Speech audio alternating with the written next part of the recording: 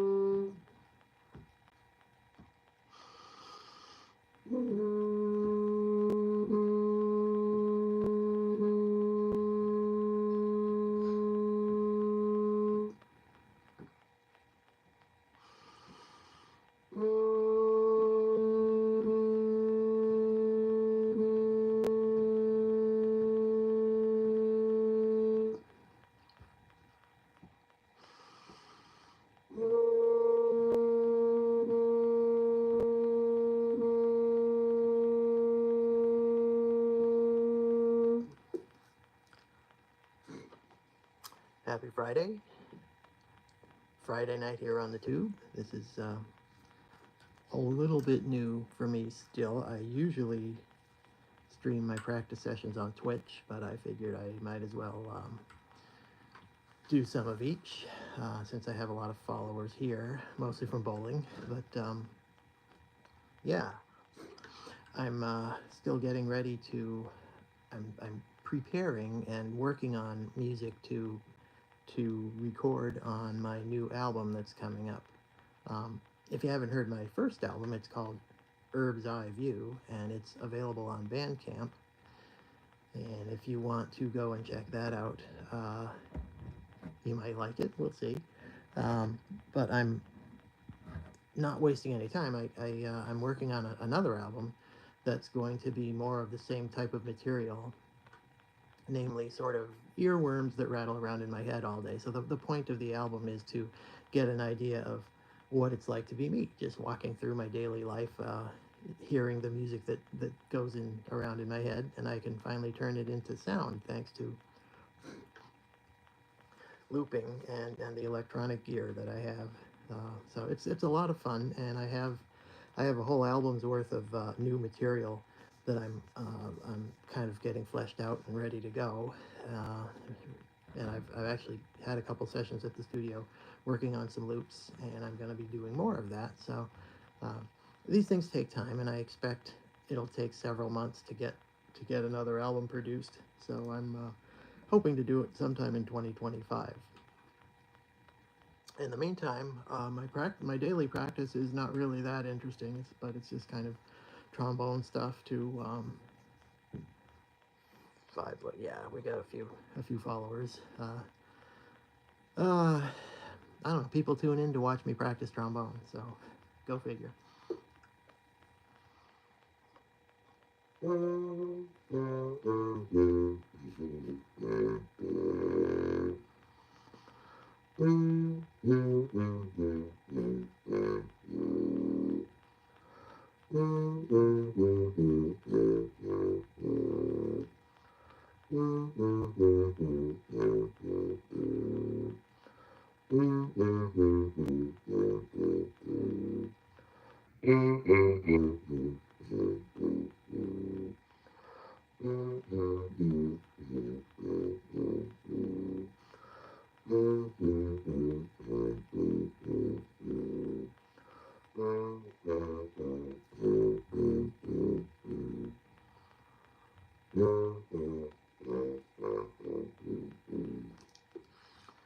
That's my little Phil Wilson warm-up exercise that I've been doing religiously for, I don't know, 40 years now, just to get loosened up. Now some Remington.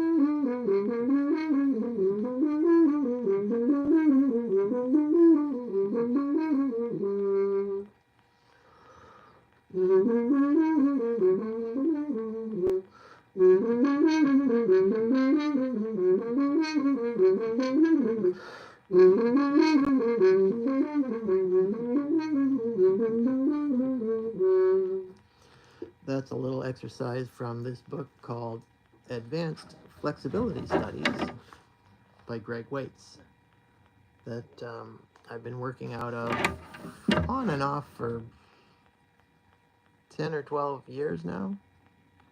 And it's all about sort of what we call against the grain playing in jazz trombone, playing flexible, moving up from one partial to the next, to the next, to the next, and back down, up and down, and up and down, and up and down, up and down the harmonic series, without using the tongue to articulate. You just use a little bit of breath and just embouchure, tighten the embouchure a little bit to go higher, and loosen it a little bit to go lower. So that exercise actually is the basis of one of the tunes that I'm going to record on the new album. Is I just found that little sequence of two chords kind of got in my head, and I found myself kind of hearing it in my head after I was done practicing, and it became one of those so-called earworms, or spontunes, I call them, spontaneous tunes. And so I decided to make a tune out of it. I actually have it on my I have an old video of it on my YouTube channel, on my my video channel. It's not called I'm calling it Flexible Flanger on the album. So because it's in this advanced flexibility studies, that's the flexible part, and the flanger part is that I use a flanger effect with my effects processor when I play the tune. So hence flexible flanger. It's kind of fun, and it's gonna sound really fun on the album. So really excited about making this new album, because it gives me a chance to do all sorts of things that are exactly what I want to do, and are not music that somebody else wants me to play, or it's something that either they're paying me to play it, or they just want me to play it, or it's an opportunity to play with some people, or whatever. This is just strictly music that I'm making for my own self-actualization, to kind of to make it sound a little highfalutin. But yeah, I've spent a musical lifetime playing music that most of which wasn't really music that I wanted to play.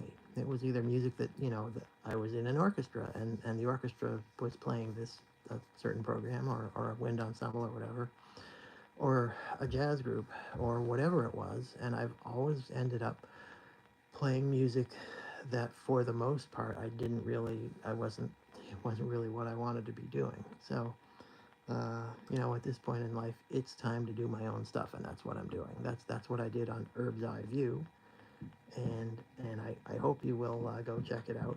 Urb's Eye View is my first solo album, but then, as I say, I'm working on another one, and it's going to be more of my own music that's entirely the good things about it, and the shortcomings are strictly mine. So that's what makes it such a fulfilling type of project.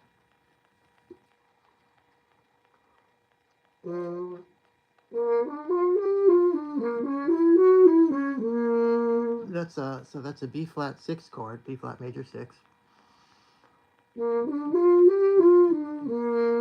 And the other one is a G flat 7, G flat 7 chord in first inversion. So it would be, but it's in first inversion, so it's like this. If you put them together, it's